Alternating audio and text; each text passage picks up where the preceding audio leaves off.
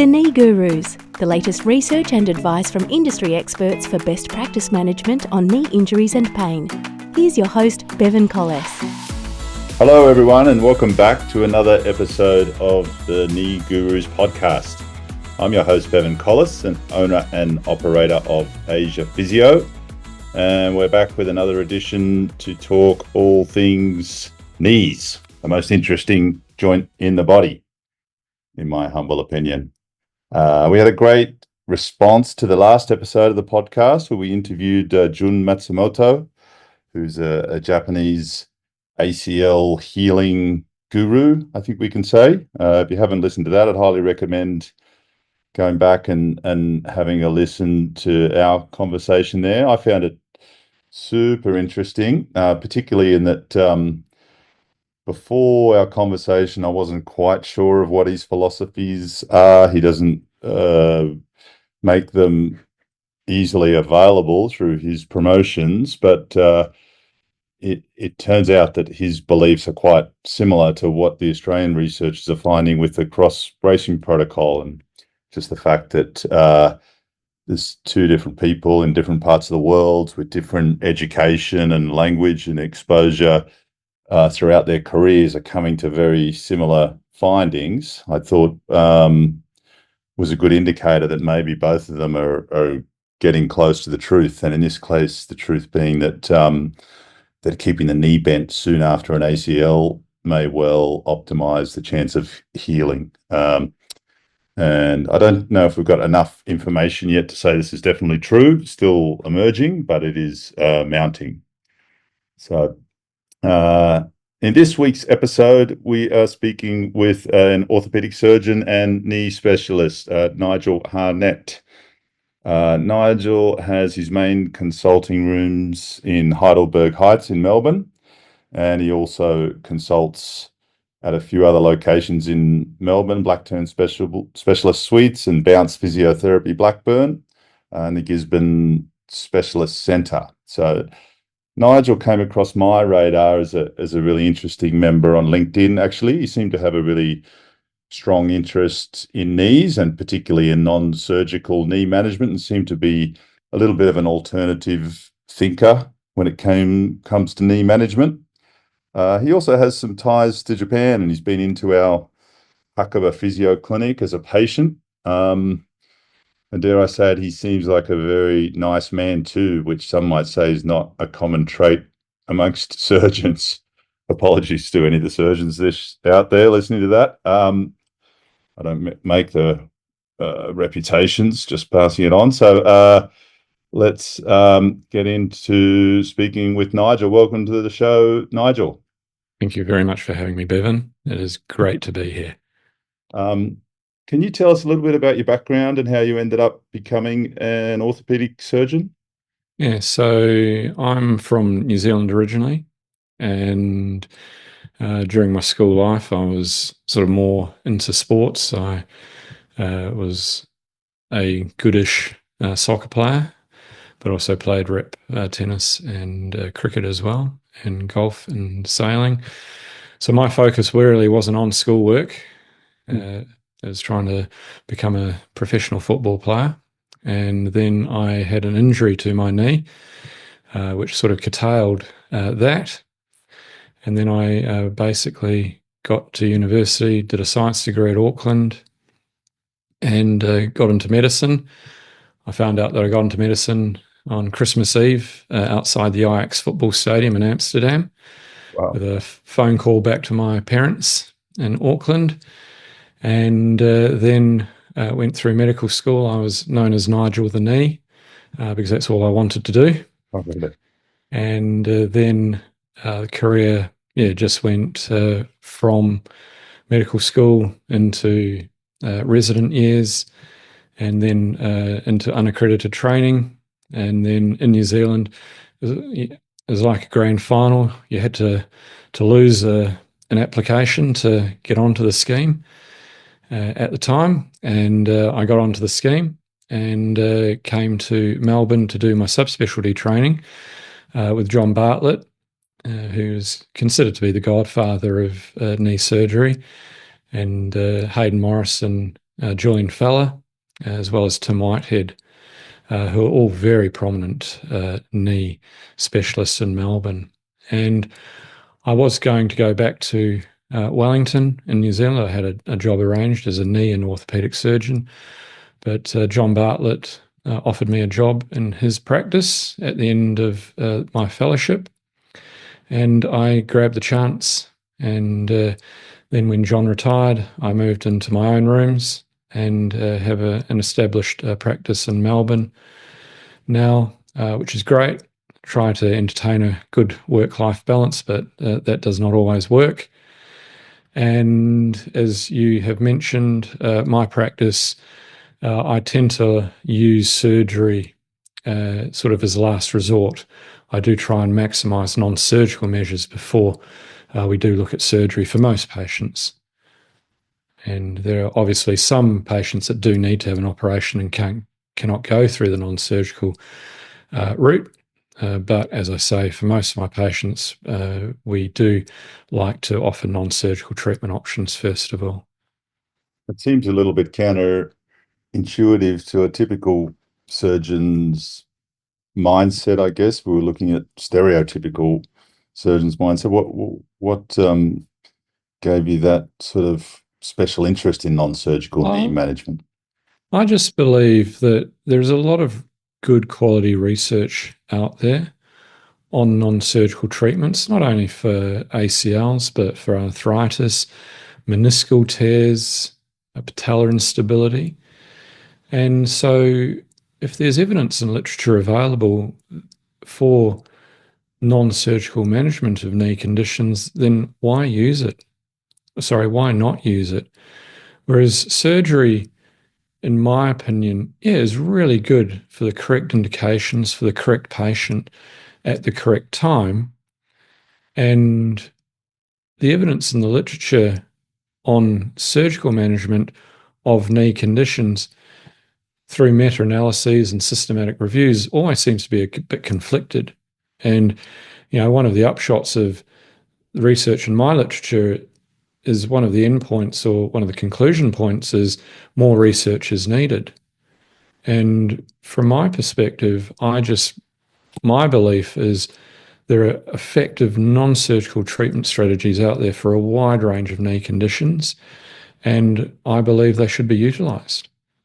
And as a surgeon, look, it might be selling me out of an operation, but as I say to my patients, I'd rather them find a non-surgical solution than me to do an operation and potentially have a complication.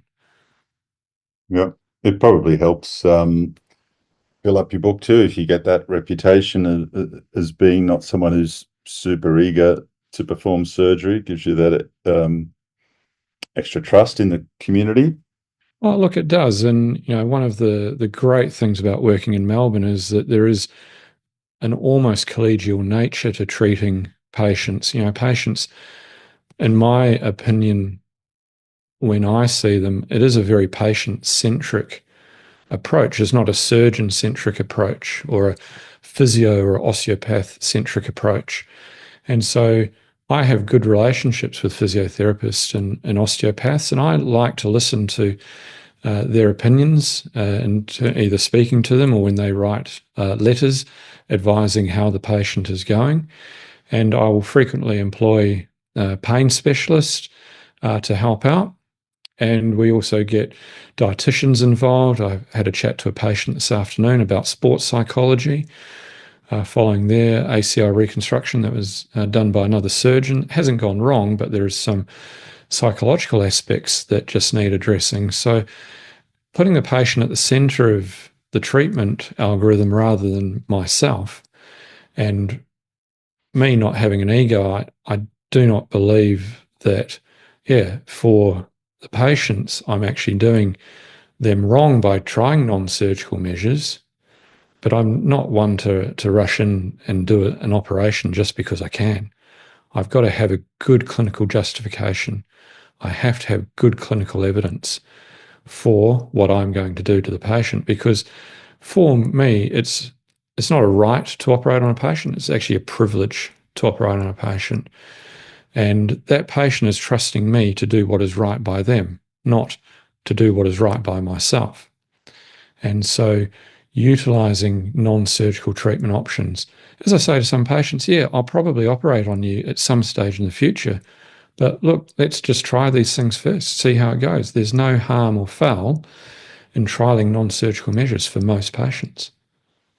And how have you found that sort of approach received by patients? Do you find some just want the quick fix and just want to be operated on and have it, or see that that's what they came to see you for, and they're just tired of their problem and they see surgery as a quick fix, and many of them disappointed when you Oh, like that? look, there are some patients who come in who are telling me, I've got bone-on-bone arthritis. I need to have a knee replacement. Yeah. And I say to them, well, you're only 46. Let's just step away from knee replacement for the moment and let's just explore other avenues before we talk about knee replacement. And most of the time I do that, patients are generally grateful for the advice given. I do see a lot of second opinions and sometimes third and fourth opinions from surgeons who have looked at an X-ray or an MRI scan and say you need to have an operation, and something doesn't quite sit right with the patient. And so then, they hear about me or one of my colleagues and, seeks another opinion, and we can then talk to them about other options. And patients will go, well, why did that surgeon not talk to me about this? Why did that surgeon not talk to me about that? And I cannot answer for them and what happened during that consult. But from my point of view, yeah, as I say, it is trying to, with the patient sitting in front of you, come up with a tailor-made solution that does not involve an operation. Yeah, and of course, as we know, there are some conditions around the knee that actually do require an operation. And sometimes I have to talk patients into having a surgery, like, for example, a bucket handle tear where they have a locked knee. Yep. And in a young patient, that generally speaking will need to have an operation.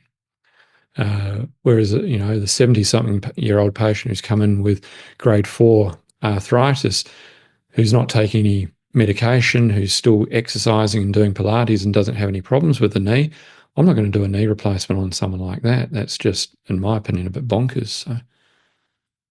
I think that's probably one of the things that is a little bit misunderstood with knee surgery and orthopedic surgery in general, is that such a large percentage of them are kind of grey areas, whether the person needs the surgery or doesn't need the surgery. There could so many times be a case made for both. Oh, absolutely. But again, if you haven't tried established evidence-based non-surgical treatment options, I do not believe that rushing into an operation is going to necessarily be in that patient's best interest at the end of it all. And yeah, look, I do have a couple of patients who just want a quick fix and are not happy with me talking about pain medication or diet or exercise, physiotherapy, osteopathy, injections of varying forms, and just want to have their knee replaced. And, they go elsewhere. But I don't have an issue with that because I'm giving them what, in my opinion, is the best information based on the current best practice we have at this point. But you would let that patient walk if he was, say, a 45-year-old fellow who came in and said, look, I just want surgery. Can you do it? First consult, hasn't seen many other people in general.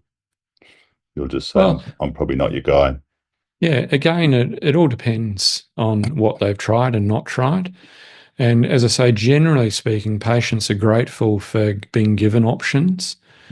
And from that perspective, yeah, I can generally say to patients, yeah, look, give this a go. We're not talking about a long period of time. And rather than jumping in and doing an operation. And as I say, from that perspective, yeah, we lose very few patients with the way that we manage things. I employ a physio in the rooms. And so sometimes I say to the patient, look, have a chat to the physio in my rooms. about your knee, get another opinion, an unbiased opinion. And if you want to go and have a second opinion, I'm more than happy to refer you to someone who I trust to give you, again, another unbiased opinion. And again, I don't have any issues or concerns sending patients to get another opinion if they really want to have something. Yeah, well, there's definitely been that shift towards shared decision making. And on that note, one of the things I noticed that you'd mentioned was that during COVID, when there wasn't many surgeries to be done, you'd written a comprehensive list of all the different factors that go into just that decision making for a patient to have an operation or not to have an operation. And you ended up with, I'm not sure how many it was. I remember it was maybe over Just over 100 different it was factors. 150. Can you tell us a 150 little bit different about factors. that list and where that Yeah, was drawn from? as people well know, Melbourne was the most locked down city on the planet. So I had a lot of time on my hands, and I got bored of making cinnamon scrolls and trying sourdough starters and what have you. So I just sat down with a big A5 bit of paper one day, and I just wrote out factors that I believe are important in the decision making process for ACL treatment, be it surgery or not surgery. And then I did another one for knee arthritis. Again, decision making process. But with respect to the ACL, yeah, I think it was 154 factors. I've actually tried to find that piece of paper. Okay. And but one of the things during COVID was my wife uh, didn't like the size of the house that we were in, so we ended up buying a bigger house. So the children were further away. So I can't find that bit of paper. I'm sure I took a photo of it, and I have looked for it. But basically, had ACL injury as the core, Mhm. and then there are a whole lot of factors off of that. So the first lot of factors we're talking about was the patient, occupation, sporting level, what level of sport, how often do they play, what their occupation involves, what they were doing from an exercise, non-sporting perspective, what kind of factors they were looking at in terms of getting back to sport, or were they going to modify what they do from a sporting perspective? Could they modify their job, et cetera, et cetera? Then it was into uh, prehab factors, so physiotherapy, osteopathy, chiropractic. What kind of factors were involved in treating patients in terms of movement, swelling, strength and conditioning, isokinetic testing, all of these things that really come into play, and we can tailor make to the patient sitting in front of us. Then we looked at non-surgical factors. So why would a patient want to not have an operation? Why would I encourage a patient not to have an operation?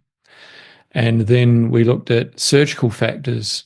And, there are a number of risks when having an ACL reconstruction. What are those risks? How can we mitigate or minimize those risks?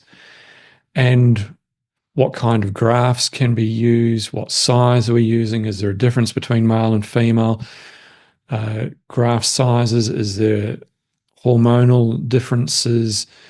Are there anatomic differences? Are there biomechanical differences? So, and the more you got into it, and at the end, I was just looking at this bit of paper going, holy moly, this is just phenomenal at the end of the day. And, I sat down with Rihanna Hill, who is the physio in my rooms, and Jane Rooney, and the guys from Swinburne University. And, we're just trying to find out whether we could actually do anything with this from a data perspective to try and find that holy grail of ACL management, i.e., what patient is appropriate for non-surgical management, what patient needs an operation. And we ran the numbers and the data on my patients, and we found that all of our statistical testing approached one. So even though we have all of these factors involved, it comes down to tailor making a treatment process for that patient sitting in front of you. Yep. Yep. It seems that the ACL reconstruction rates in Australia are the highest in the world at around about 90%. Do you think that is likely to change in the future? Well, it's interesting.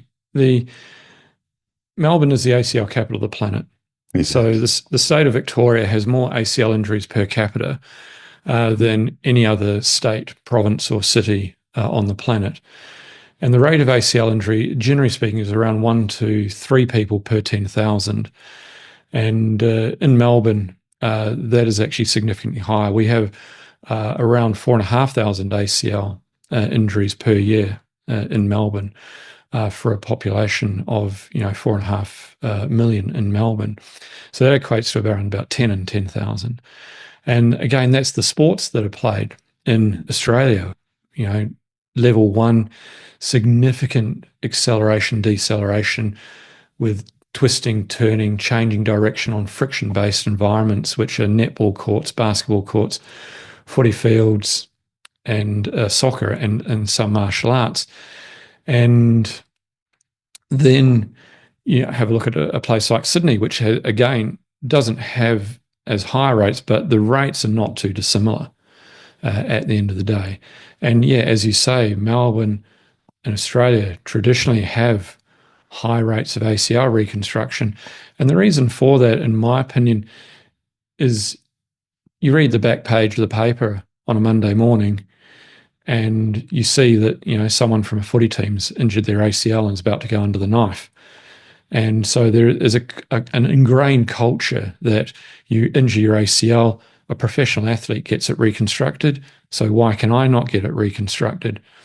Whereas if you have a look at the Scandinavian data and rates of reconstruction in Scandinavia, which hover around that 60 to 65, 66%, and they take a little bit more of a pragmatic, non-surgical approach in terms of treatment, which, is, in my opinion, a little bit better because my surgical rate in my practice is only 70%.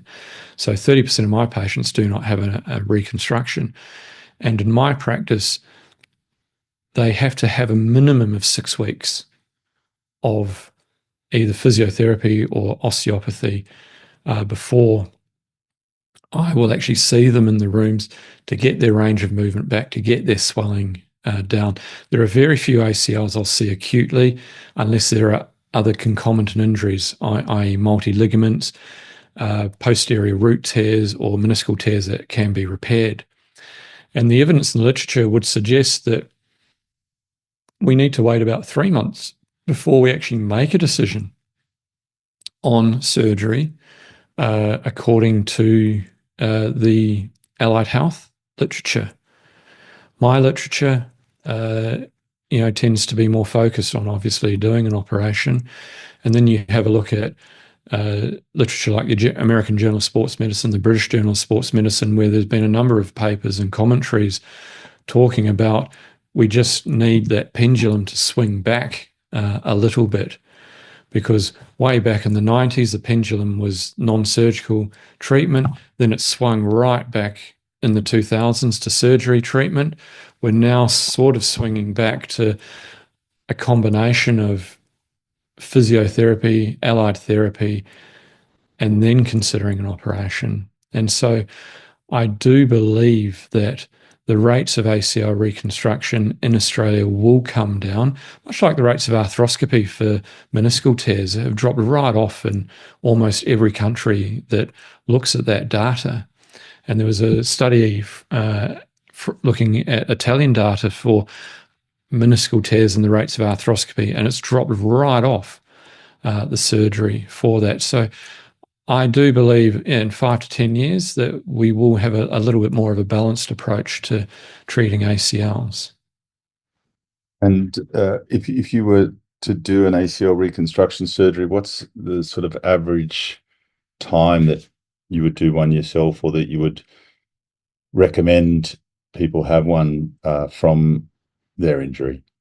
Yeah, so in my practice, if there is a concomitant injury that like a distal MCL tear or an LCL or a PCL, so a multi-ligament injury, if they have an osteochondral fragment that's floating around that can be repaired, or a meniscal tear, particularly a bucket handle or a posterior root tear, which are two very important tear patterns for stabilizing the ACL, then yeah, we will see them acutely and we will get on and do their operation pretty smartly. For those patients that do not have concomitant injuries or have a meniscal tear that doesn't necessarily need to rush in and do an operation, I will generally see them 6 weeks post-injury. And at that time, they've had a good amount of physio. The knee's a lot calmer. I can actually examine the knee, and then we can actually come up with a plan of action. And in Melbourne, my problem is that I actually have to talk a lot of patients out of an operation rather than trying to talk them in. And, these are patients who come where you examine their knee, there's a bit of laxity, but their side-to-side difference is less than 5 millimeters. And I say to them that I'm not going to make you any better by doing an operation. Let's just give you a little bit more time, reevaluate the knee at the 3-month mark, and then we need to start making some decisions. So that's generally how it works in my practice.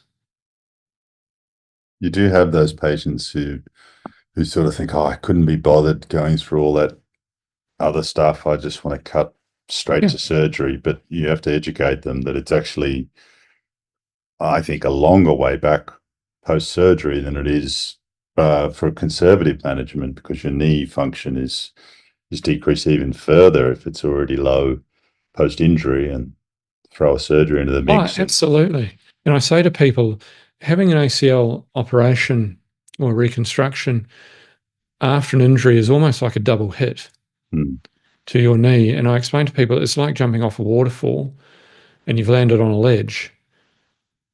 Sometimes it's better to actually try and get back to where you were and then do the operation, because you're not going to fall as far, and the rehab and the recovery will be easier, rather than then jumping off the ledge again and then having to crawl your way all the way back up to the top of the waterfall. So for me, it is a double hit. And if, patients, the biggest issue with patients is trying to get that swelling down, because that swelling then feeds back into quadriceps deconditioning and wasting.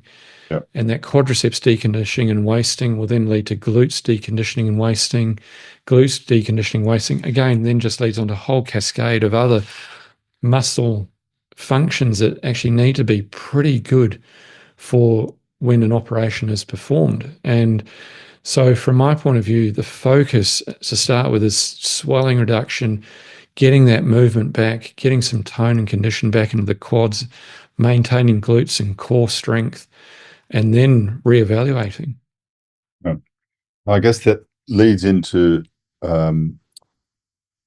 a discussion around ACL healing, because if we were to believe the hypothesis that the ACL is or a torn ACL is approximated more in flexion, it is quite hard for people to recruit their quads well in flexion. And as physios and for you as a surgeon as well, especially with an interest in non-surgical, we are very worried about muscle wastage, and it's kind of not in our nature to tell a person to rest or to lock down a joint for a certain amount of time during that acute phase. So do you have discussions with your patients about ACL healing, and what's your sort of stance on that? Absolutely. I'm a big proponent of the cross-bracing protocol. And there was the largest knee meeting on the planet. It's called ISICOS, and it was held in Boston in 2023. And the cross-bracing protocol paper had been published at the time of this meeting. And it got a bit of press in the States, and there were surgeons appearing on, the news networks, NBC, ABC, saying, this non-surgical management is, just complete bumpkin, and the ACL can never heal, and, et cetera, et cetera. And this is what I got taught as a medical student. I was a fourth-year medical student, and I did a summer studentship looking at ACL injury rates with my mentor from New Zealand, Russell Tregonning. And all of the research and papers and I read hundreds of papers as a fourth year medical student on ACL injuries, and they basically all said there was no healing potential, Yeah. which for me is a bit odd because the ACL has a blood supply to it. Yeah. It's supplied by the middle geniculate artery and in the middle geniculate vein as well. And when you go in and do an ACL reconstruction, you can see blood around the stumps at times, or you can see blood from where it's pulled off the femur. So there is a blood supply there. And, Tom Cross and his late father, Merv, having a look at how, from a non-surgical point of view, we could get the ACL to heal, putting the knee into flexion, getting it to approximate in certain individuals has led to healing. And their paper showed that there was a 90% healing rate. And having spoken with Jane Rooney about this and where they've got more numbers recruited in the study now, and they'll be releasing further data on this, for me, I don't mind if we get a knee at 90 degrees of flexion for a period of time to see if it will heal back on. And so I will send a number of my patients to Jane Rooney and to have telehealth with Tom Cross to see if they are actually a candidate for the cross-bracing protocol. So again, from that perspective, I do believe that the ACL can heal. I do not believe that there is a 100% chance it will never heal. I do not agree with that at all. And I will sometimes do an ACL reconstruction and I will get in there and the ACL is intact. It's stuck down to the PCL, but there's still blood vessels coursing throughout its length at the end of the day, or it sticks back down onto the femur in a different position from where it's originated from. And there's still blood vessels there. So I'll just do what we call a partial bundle reconstruction and leave the native ACL alone. And so from that point of view, I do not subscribe to the theory that the ACL cannot heal. I am a subscriber to the fact, yes, it can heal. There are some situations where it will not heal, but that's where the fibre is not approximated. Okay. And it has been estimated that, if they're not approximated by a centimetre, that, greater than a centimetre, that, the ACL has a limited chance of healing. Yeah. And so you have those discussions and you use the terminology like gap distance and the tear type classifications to try and decide which ACLs are more likely to heal than others. Yeah, look, absolutely. Some patients are very interested and very keen in hearing, about terminology, but other patients, just want to explain to them in plain English. Yeah. I.e., will my ACL heal? 2, do I need an operation? Or 3, am I wasting my time by doing physiotherapy or osteopathy?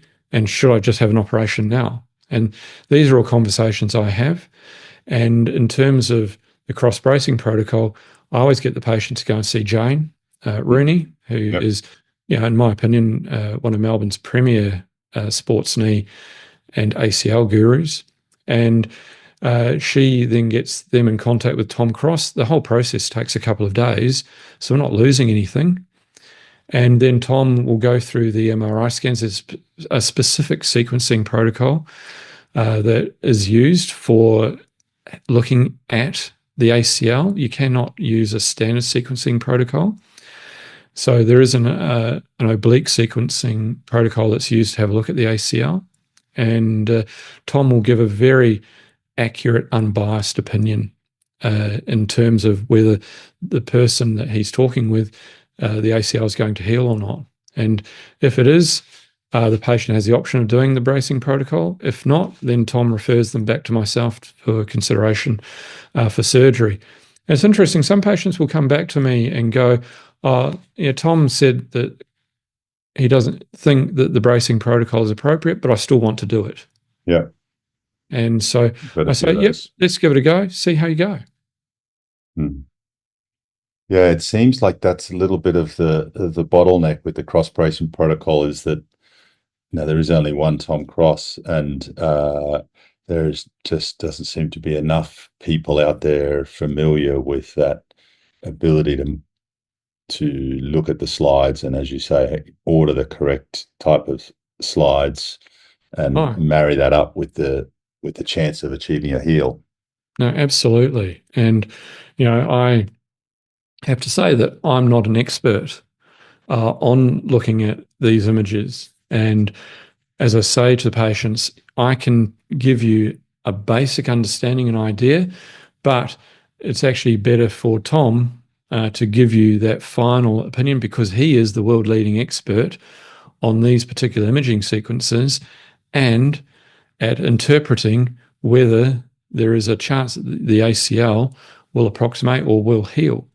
And so he's been very kind with my patients, and he's been very supportive of the practice in terms of seeing these patients smartly Mm. and getting any concerns or issues addressed or into the bracing protocol. And then if they go into the bracing protocol, then Jane Rooney sorts that out pretty smartly for me. So A little bit of a shame that Tom's not doing international telehealth consultations now because we've got a very good radiologist by the name of Ken Shia here in Singapore who we defer to, and he is up to scratch with terminology such as gap distance and yeah.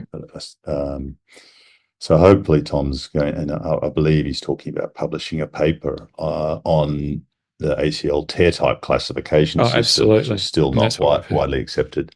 Sorry, Yeah, that's what I've heard. So that'd be helpful.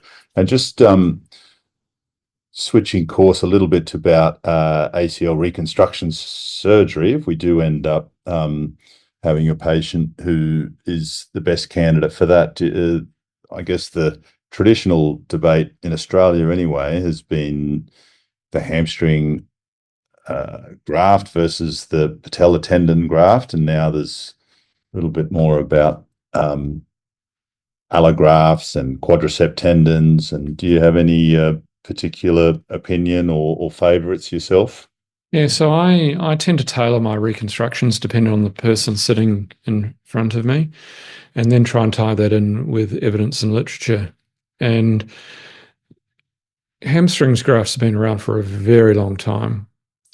Patella tendon grafts have been around for an even longer period of time. And quadriceps grafts have actually been available and were around in Germany from 1984.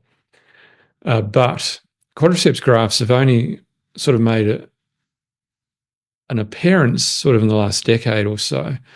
It was interesting. I went to an invite-only meeting in America a number of years ago, and they were putting up case histories, and I said, oh, I'll do a quadriceps autograft on this patient. And half the room just looked at me and went, what are you talking about? What's the quadriceps graft? Really? And Surgeons. so it was very interesting, getting feedback, particularly from a surgeon from Miami who was very interested in using the quadriceps graft. And so from that point of view, I routinely get isokinetic muscle strength testing on the uninjured knee. And if we get that done as soon as we can after the injury, the rates of difference are pretty minimal. And so if they're hamstrings dominant, and depending on some other factors, I'll use a hamstrings graft. If they're quadriceps dominant, their hamstrings quadriceps ratio is in favor of the quads, and I'll do a quads graft. Interesting. I tend to like quads for patients under the age of 18. And I tend to like quads grafts also, for skeletally immature patients, so pediatric patients who are still growing. It's a nice graft. It's a thick graft. It's actually a very stiff graft, whereas a hamstrings graft is prone to something called creep, which is basically where it just tends to stretch out a little bit with time. And Yes. that's been one of the issues identified in the literature with hamstrings, is that they always feel a little bit sloppier or looser than a quads or a patella tendon graft. Having trained in New Zealand, I did a lot of patella tendon grafts in New Zealand because the Maori and Pacific Islanders, uh, they have big muscles, Yep. small bore tendons. Right. And so we used to do, as I say, a lot of patella tendon autografts in New Zealand. I do them for Maori and Pacific Island rugby players in the Melbourne population. And there is a lot of evidence and a big swing in Europe for professional soccer players to have a patella tendon autograft because of quicker incorporation and earlier return to play. And so for me, yeah, it's not just a patient comes in and they're automatically going to get one form of reconstruction. It is really tailor-made to the person sitting in front of me. In patients over the age of 35, I will generally tend to use a hamstrings unless they are really hamstrings weak or quads dominant. And in people over the age of 40, I'll actually use an internal brace. And there are different internal braces available on the planet. The one that I use is a LARS. Mm. Now, LARS got a very bad rap in the early 2000s. Yes. It was used as reconstruction only with no biologic tissue, and it was prone to fail really quite badly. And if it didn't fail acutely or within the time period of rehab, you were seeing failures around about 2.5, 3 years post-surgery. But they withdrew that from the market. The Australian Knee Society recommended against using LARS for ACL reconstructions. But they've reconfigured it. I use it as an internal brace to strengthen tissue because as we get older, our tendon tissue loses its elasticity, it loses its compliance, it loses its water content, it loses some of its strength characteristics. So I'm trying to maximize what that patient has. But in people over the age of 40, I do offer them the option of an allograft as well with an internal brace. And so the allograft I use these days is peroneus longus, which is a beautiful tendon. It gives a nice consistent size, and I've had really good success with it. There are some places on the planet doing peroneus longus autografts. India is there are some Indian surgeons, and there are some surgeons in and around Asia Minor, so Iran, Turkey, and around the Mediterranean who are using peroneus longus, but as an autograft. But I've spoken to my foot and ankle colleagues, and I'm just not entirely convinced that we're not upsetting foot and ankle mechanics by doing an autograft. And definitely the talks I've had with my foot and ankle specialists, if there's another graft available, make use of it. Don't use peroneus longus. And this sort of traditional method of ACL where a surgeon would be a hamstring guy or a patella tendon guy, did that just, you think, stem from being so familiar with that procedure that you felt you were really skilled at pulling that graft, and so you felt a little bit out of your comfort zone doing other procedures? Or look, absolutely. And it's how you were trained, it's what your fellowship training was, and it's what you feel most comfortable doing and with. And there are very good surgeons out there who just do a single graft type and have very good results. And you cannot say to them, well, why don't you try this or try that graft when they have very good results. But from my point of view, as we've moved away from sort of non-anatomic placement of grafts more into anatomic placement of grafts, where the tension is higher going through the grafts, as I say, I believe in tailoring graft choice to the patient sitting in front of you. And as I say, I use isokinetic muscle strength testing, but a lot of surgeons do not. And some surgeons, will not know what isokinetic muscle strength testing is. Not readily available either. Yeah, I know it's not. And so I use one person in Melbourne for our isokinetic muscle strength testing. It's universal, and we get the same results from the same person every single time. So rather than having lots of different testers with different machines, different variables involved. So, as I say, I will never besmirch a surgeon who has very good results using a single graft type. But in my practice, as I say, I use a number of different graft types depending on the patient sitting in front of me. And just changing course a little bit, we were talking before we started the interview about osteotomies and how that might be appropriate for some people who might have advanced arthritis and are considering a knee replacement. But you raised the prospect of an osteotomy. Do you want to talk us through how that works in your rooms? Yeah, so osteotomies have been around for a very long time. The first recorded osteotomy was actually on a humerus in an ancient Egyptian from around 2300 BC, and they put a bronze plate onto the humerus to try and correct the deformity from a fracture. Needless to say, that didn't go so well. And if you fast forward through the 1990s, osteotomy was a very popular operation. The problem was with the design of the plates and the initial recovery and post-operative period.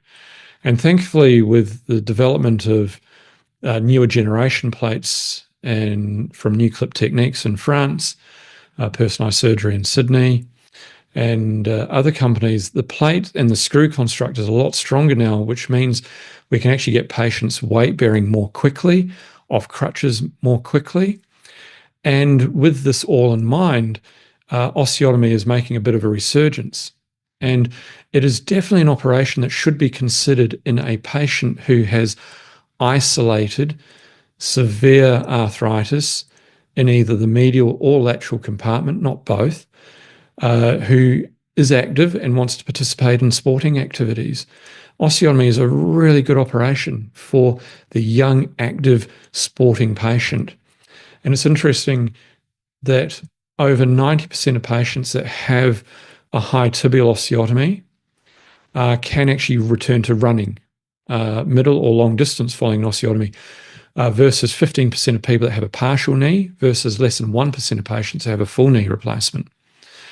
And so when I start talking to patients who are young, active, isolated disease, or they are starting to develop a bow-legged deformity or have a meniscal tear that requires a meniscal transplant, osteotomies then become a bit more important.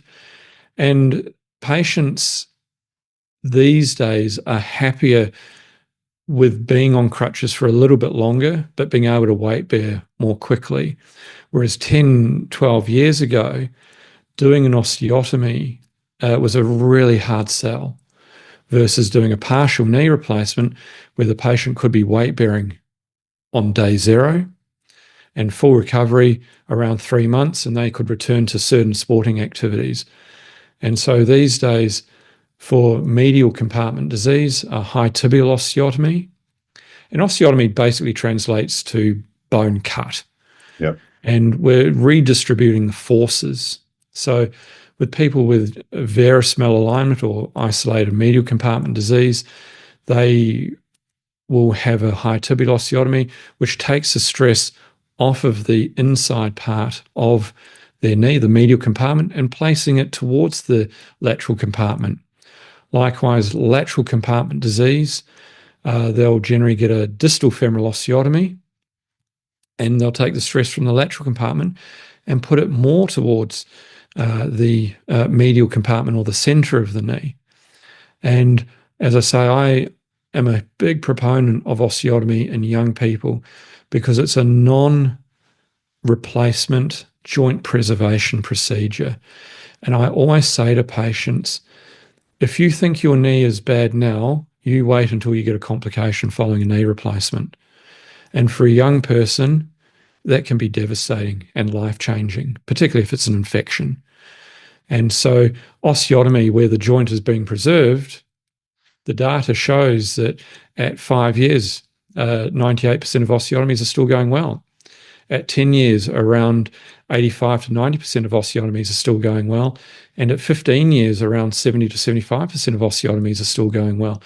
And if we can buy someone in their 40s 10 to 15 years before they need to have a knee replacement, that's got to be better for them. And some surgeons will say, but doing a knee replacement with someone who's had an osteotomy is more difficult. No, not really. Not at the end of the day. There's some technical considerations that need to be taken into account. And sometimes people will go from an osteotomy and we can still do a partial knee replacement because they haven't had disease progression. And so they go from an osteotomy to a partial knee, which then may buy them another 15 years, and then to a full knee. So from my perspective, for the audience, if you have a young active patient, I would definitely consider an osteotomy for isolated disease because it will get them back to what they want to do. It will get them back to sports. It will get them back to running. Whereas with knee replacement, partial or full, there are going to be restrictions in place. And how about the science behind the actual calculations you do as to exactly of the angles of the osteotomy and how much to cut and what sort of bone there is? So there's been a huge shift with osteotomy. So when I was a medical student, watching my consultants in theatre doing an osteotomy, and they were using a diathermy or cautery cord from the centre of their hip down to their ankle and seeing where it was at the level of the knee and going, oh, that's about right, let's put the plate on. That's changed quite a bit. And in the early 2000s, leading into the second decade, so around 2010 into 2015, it's moved away, obviously, from that. And, we were looking at x-rays and making calculations and deciding that 1 degree of difference equaled 1 millimetre of correction. And but there have been a number of papers actually saying that that's not actually the case anymore. To where we are today, where, for example, I use PSI guides, so patient-specific guides for osteotomy. So what happens is they go and get long leg alignment x-rays from in front and from the side. They have a CT scan from their hip down to their ankle. These scans then, in my practice, get sent off to New Clip Techniques in France, and I have a discussion with the engineers in France about corrections. Fujisawa's point, which is 62.5% towards the lateral side of the tibial plateau, in the past has been used as the gold standard for where we put our osteotomies in terms of the weight-bearing axis. So when you put weight on your lower limb, you want that axis to pass through that point. But we do, and I use the Michelitz line, and which is a bit more, in my opinion, precise, and it gives us a little bit more leeway in terms of where we put the weight-bearing axis. And again, I sort of tailor-make the osteotomy to the patient because there are certain values and numbers that you do not want to go above or below, because then you're going to change what we call joint line obliquity, which is basically the femur and the tibia. We don't want to alter that joint line too far from a parallel plane, I should say, to the floor. And so you don't want to sort of go above 4 degrees if you can help it. And so I then, over a period of a couple of weeks, we discuss with the engineers the correction. I then get a plan. I then bring the patient back to clinic. We run through the plan and I show them all the data. I show them the correction and what needs to be done. And if the patient is happy to proceed, then I just click a button and they make a 3D printed tibia or femur, and then a 3D printed cutting block and jig, which only fits that patient, doesn't fit any other patient. Wow. And that jig, if you're a millimetre off to the anterior, posterior, superior, inferior, or rotated, it will not sit correctly. So it will fit as snug as a bug, so to speak. And then we can make our drill holes with predetermined length of screws, and we can make our cut. I then open up the osteotomy or close the osteotomy depending on what I'm doing. to the figure that has been calculated, and we put the plate on.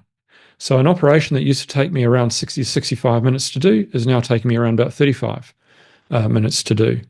So cutting blocks in my practice have changed my practice. They've lowered the operation time, which lowers the potential complication rate, but it's made it a lot more precise. There are some surgeons, well, there are actually a lot of surgeons out there who are still using and doing the old-fashioned techniques and ways. There's no problems with that because they equally get good results at the end of the day. But as I say, for me, I'm always a measure twice, cut once person, and I just like to have as much data as I can so that I can, again, do the best operation possible for the osteotomy. Sounds great to me. If you ever need osteotomy, you've won me over, Nigel. I'll be heading to Melbourne. Now the other exciting thing just on osteotomy and plates is that there is a group at Monash University looking at bioabsorbable metals that will dissolve within 1 to 2 years of insertion. And so that's a bit of an exciting emerging area. And so rather than having to subject patients to a second operation and taking metal wear out, the metal will basically be dissolved by the body and the bone over a period of time to allow whatever area set heal. Maybe for our last point of discussion, we might touch on osteoarthritis and this kind of shift or reevaluation of this theory that osteoarthritis is wear and tear and you've just run too much or maybe even just weighed too much for your life and your knees are now worn out to perhaps there's something a little bit more complex that's causing cartilage to degenerate over time and maybe that's to do with diet or general health or other things rather than just the physical weight of someone's been overweight for a long time, therefore they've had more weight on their cartilage, therefore it's worn out, or someone's done a lot of running and worn out their knees. So how do you think that shift is cutting through with the general population, and is it being accepted in the surgeon community, would you say? Yeah, look, on social media, look, I've been following this quite closely because I have believed for quite some time that osteoarthritis, we refer to as a wear and tear phenomenon, but I believe that there is a metabolic syndrome or component or dysfunction to it. And there are some doctors who will take that even further and say it's because there's a gut biome imbalance, for example. And so there's a lot of work going on at the moment trying to establish whether there is a metabolic factor or set of factors involved in the development of arthritis. And if you have a look at all the biochemical mediators that are present in synovial fluid or present in subchondral bone, they're growth factor related, they're metalloproteinase related factors, and they're insulin-like growth factors. So there are definitely factors involved in arthritis development that, in my opinion and in other people's opinions, is not due to the status of the patient being overweight or previous injury or fracture. Osteoarthritis, wear and tear, that is a term that is going to be around for a really long time. But one of the things I talk to my patients about is diet management, diet control. I talk to my patients about exercise. I talk to my patients about activity. I talk to my patients about biofeedback mechanisms of the musculature, not only of the lower limb, but the core, the low back. We talk about cardiovascular, kidney, liver, and renal health, because they're all related, in my opinion, at the end of the day. So for me, I do believe that for a large group of patients that there is a metabolic condition or set of conditions that does lead to arthritis development. And it's interesting, there was a study, I think out of America late last year, looking at people who had been on Ozempic during COVID who had arthritis but did not lose weight. And so the confounding factor obviously would be weight loss, but because they did not lose weight, they've had a look at these patients and they found that the arthritis symptoms in these patients that did not lose weight and knee and hip arthritis actually settled. Didn't disappear completely, but settled. So from altering metabolism, potentially altering diet, not really doing anything else, patient symptoms settled. So I do believe that there is another component, and there's a lot of research going into this at the moment. And just on the running note, it's interesting. I did a webinar on knee arthritis and running during COVID, and I found that there's actually a sweet spot for running. So if you run between 40 and 45 kilometers a week, that's actually protective for arthritis. If you're running more than 91 kilometers a week, that is not protective and is actually detrimental to the health of your articular cartilage in your knee. And there was an interesting study done in my hometown of Auckland where they MRI scanned patients before a run, and then they went for a run and they immediately MRI scanned them, and then they had them non-weight bearing for 24 hours, and then they rescanned them again, and they're having a look at the differences in articular cartilage height, and they found that immediately after a run, the articular cartilage height in the medial femoral condyle decreased significantly, but by the next day, it had actually returned back to normal height, i.e. pre-MRI scan height. So from my point of view, there is, as I say, some research and evidence out there. It's not great, and it is fairly old, that running is protective for arthritis development. So I say to my patients who are runners, keep on running. I say to my patients who go to the gym, keep on going to the gym. Patients will frequently ask about Pilates, reformer Pilates, clinical Pilates, yoga, and I'm all for it. Go for it. And if someone is asking you about diet, says, right, I want to try improve my metabolism or decrease the metabolistic causes of my knee arthritis, what do you discuss about diet with them? What does a low inflammatory knee health diet look like? Yeah, I do talk to them about diet. So there is this thing called the anti-inflammatory diet.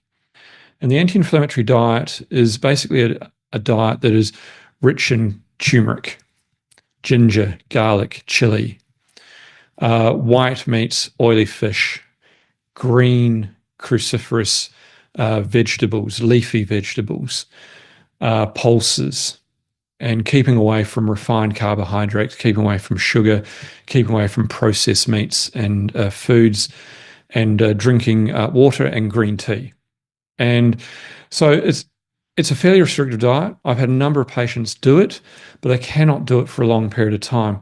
But what they can do is they can actually keep away from the sugar. They can keep away from the refined carbohydrates. And I believe that sugar and refined carbohydrates do lead to a generalized pro-inflammatory response in the body.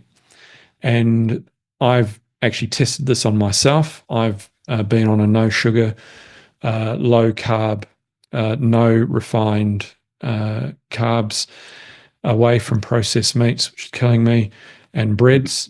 And I have found that for me, my joints do not feel as tight. They don't feel as flamed at the end of the day. And this is a frequent thing I get from patients as well, that being off of sugar, they lose weight, their joints feel better. And if we've got them on a range of non-surgical measures, their knees feel better. Weight loss is very important.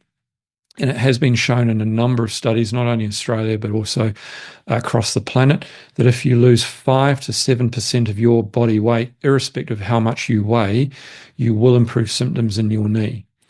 Anecdotally, in my practice, I have not met a patient yet who has lost more than 28 kilograms that has noticed improvement in symptoms in their knee after losing 28 kilos. So weight loss is great, but there does seem to be a potential plateau point where weight loss might not help the knees, but obviously weight loss will help other systems. I guess with sugars, I always thought just intuitively we're all brought up to tell you to know that sugar is going to rot your teeth, and if you drink Coke or eat lollies all day, your teeth are going to rot, and the teeth is just the first stage of the digestive system. And you think, well, what other problems is it causing further down the pathway? And maybe that leads to degeneration in the knee cartilage as well. Absolutely, because, for example, the gut biome is affected by sugary, fizzy drinks and is affected by, processed foods. And there's an interesting paper from the University of Michigan last month showing that for every can of Coke you consume, you decrease your lifespan by 3.5 minutes. For every hot dog you consume, you decrease your lifespan by 36 minutes. And they come up with a whole set of different foods where your lifespan will be decreased for, what you're consuming. Cheese, which is another, thing that I love. Apparently your lifespan decreased with each slice of cheese by 30 seconds at the end of it all. So, I do believe that this is an emerging space. It is definitely a watch this space. And I do feel that the arthritis in terms of potential prevention or maybe trying to delay will be focused on trying to alter potential metabolites or metabolic factors implicated in arthritis development. Terrific. Nigel, I think we could probably talk all evening about knees without too much of a problem. I just love discussing all this type of stuff, and I hope it's been interesting for our listeners out there. If any of our listeners have just suffered a knee injury or have got some concerns with their knees, the best way to get in touch with you is either via my website or via my email address, which is info@melbournekneeortho.com.au. And I'm more than happy to talk about patients, about anything knee related. If there are people listening who live in Melbourne who want to come and see some knee operations, they're more than welcome to attend. They just get in contact with my rooms. And as I say, I'm more than happy to discuss any problem that is knee related for people, listeners, allied therapists who are struggling with maybe their knees or someone else's knees. Awesome. That was fantastic. Thank you so much for joining, and thanks all the listeners for tuning in. We did it. That's probably enough for this episode of the Knee Gurus. And Nigel, I hope we can catch up in Japan and maybe see you on the slopes one day. Oh, Japan or Singapore, mate. That'd be great. That'd be great. All right. Thanks so much for your time, Nigel. No worries at all. Thank you. Take care. The Knee Gurus, brought to you by Asia Physio, providing world-class physiotherapy care across Asia. Visit our clinics in Tokyo, Singapore, Niseko, Hakuba, Nozawa and Myokokogen.